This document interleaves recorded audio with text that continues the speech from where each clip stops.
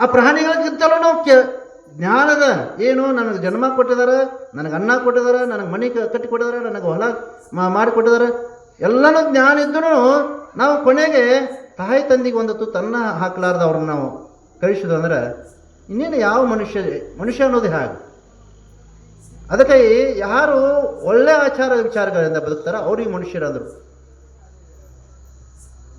ಯಾರು ದುರ್ವ್ಯಸನಗಳಿಂದ ದುಷ್ಟ ಆಚಾರ ವಿಚಾರಗಳಿಂದ ಬದುಕ್ತಾರಲ್ಲ ಅವರು ಸುಮ್ಮನೆ ನೋಡಾಕ ಮನುಷ್ಯರು ಇರ್ತಾರೆ ವಿನಃ ಆದರೆ ಅವ್ರಿಗೆ ನಿಜವಾದ ಮನುಷ್ಯರು ಅನ್ನಲಿಕ್ಕೆ ಬರಂಗಿಲ್ಲ. ಯಾಕೆ ಬರಂಗಿಲ್ಲ ಅಂದ್ರೆ ಅವರು ಮಾಡುವ ಪಾಪ ಕರ್ಮ, ಅವರು ಮಾಡ್ತಕ್ಕಂಥ ಕರ್ಮಗಳು ಪಾಪ ಕರ್ಮಗಳು ಇರ್ತಾವೆ. ಅವ್ರು ಗಳಿಸ್ತಕ್ಕಂಥದ್ದು ಪಾಪವನ್ನು ಗಳಿಸ್ತಿರ್ತಾರೆ. ಅದಕ್ಕೆ ಅವ್ರಿಗೆ ಮನುಷ್ಯರು ಅನ್ನಲಿಕ್ಕೆ ಬರಂಗಿಲ್ಲ. ನೋಡಾಕ ಮನುಷ್ಯರು ಇರ್ತಾರೆ ವಿನಃ ಆದರೆ ಆಚರಣೆಯಲ್ಲಿ ಮನುಷ್ಯರು ಇರಂಗಿಲ್ಲ. ಆಚರಣೆಯಲ್ಲಿ ಮನುಷ್ಯರು ಇರಬೇಕು.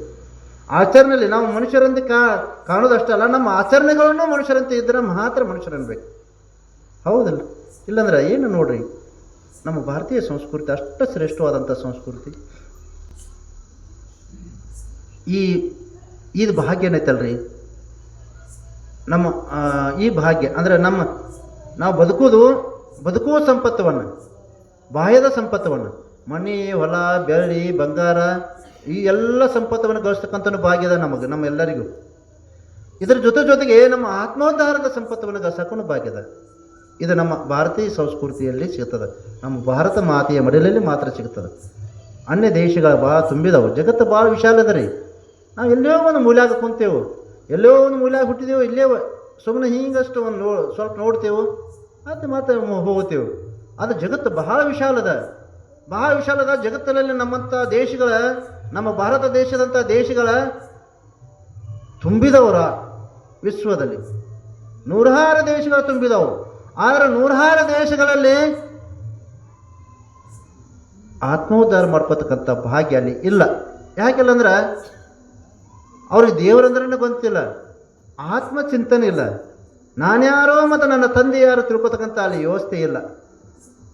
ಇಲ್ಲಿ ಮಾತ್ರ ಇದೆ. ಇದು ದೇವಭೂಮಿ, ಇದು ಪೃಥ್ವಿ ಸ್ವರ್ಗ ಅಂತಾರೆ. ಭಾರತ ದೇಶ ಅಂದ್ರೆ ಇದು ದೇವಭೂಮಿ. ದೇವಭೂಮಿ ಅಂದ್ರೆ ಇಲ್ಲಿ ಲಕ್ಷ ಜನ, ಕೋಟಿ ಜನ ದೇವತೆಗಳಾಗಿ ಹೋದರು, ಶರಣರಾಗಿ ಹೋದರು, ಸಂತರಾಗಿ ಹೋದರು, ಋಷಿ ಮುನಿಗಳಾಗಿ ಹೋದರು, ದೇವರವನ್ನು ಕಂಡಂಥವರಾಗಿ ಹೋದರು, ದೇವರ ಕೂಡ ಮಾತಾಡಿದವರಾಗಿ ಹೋದರು, ದೇವರನ್ನ ತಮ್ಮ ಮನೆಯಲ್ಲಿ ತಮ್ಮ ಹೃದಯದಲ್ಲಿ ಕಟ್ಟಿಟ್ಕೊಂಡವರು ಆಗಿ ಹೋದರು, ಅಂಥವರಾಗಿ ಹೋದರು. ಅದಕ್ಕಾಗಿ ಇದಕ್ಕೆ ದೇವರ ಭೂಮಿ ಅಂತಾರೆ, ದೇವಭೂಮಿ ಅಂತ, ಇದಕ್ಕೆ ಪುಣ್ಯ ಭೂಮಿ ಅಂತಾರೆ, ಇದಕ್ಕೆ ಪವಿತ್ರ ಭೂಮಿ ಅಂತಾರೆ. ಇಂಥ ಭೂಮಾತೆಯ ಮಡಿಲಲ್ಲಿ ನಾವು ಹುಟ್ಟಿದ ಬಳಿಕ